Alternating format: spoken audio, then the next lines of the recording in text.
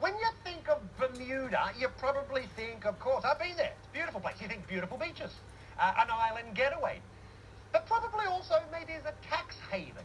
But I tell you what, the country is taking steps to increase transparency and make sure it's complying with all the latest international tax laws. Now, I said I'm excited because we've got the Right Honourable David Burt, who is none less the Premier of Bermuda in the House. David, great to have you with us. Thanks for joining us. Let's start off with that tax haven thing, because I want to start off with, straight away, get it out there. Oxfam named Bermuda as the world's worst corporate tax haven in December of last year. You say... Thank you for having me on. Certainly that Bermuda is a leader in global tax compliance, transparency, and is without question a good global citizen. And I was just in Paris on Monday, and I met with the Secretary General of the OECD.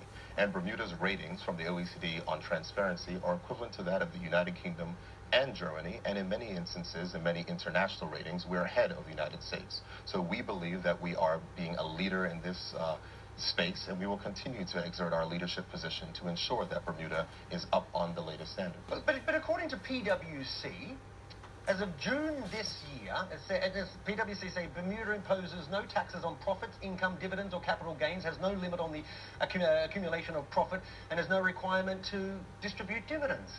So it's not necessarily on an international playing field, is it? Or is it? Here's what I would say. I would say that Bermuda's tax system has been the same tax system that we've had since the 1800s. And there'll be very few people in my country, many of you are watching our businesses, that would say that they are undertaxed. We have a 20% blended tax rate across the way in which we assess our taxation. And in that is equivalent to what you would find in the federal level in the side of the United States. So in our view, I think that we are certainly have a different taxation system, but that does not necessarily mean that it is bad. Well, can I ask you this, how Bermuda has felt the change since the Panama Papers? Mm-hmm.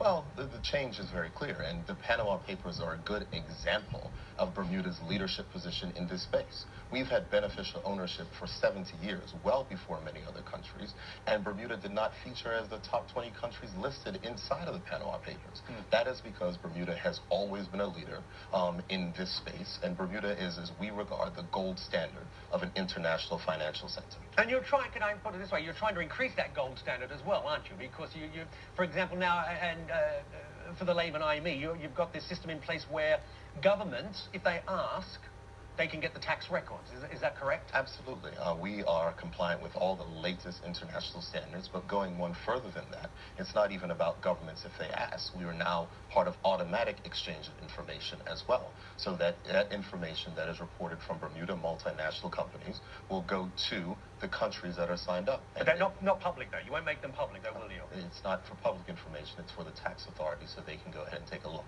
So from that aspect, countries like France have rated us on their highest level of this level of compliance with international standards. Okay, Premier David Burt from Bermuda, we appreciate it. Thanks. I know you're going back tomorrow. Absolutely. To your paradise. Yeah. It is beautiful. If you've never been, go. I tell you what, you'll take care of everybody, won't you? There you go. Thanks, David. Much appreciated. Okay, hey, it's that time of the program where we're going to take a look at what's trending online in the business world. Hey,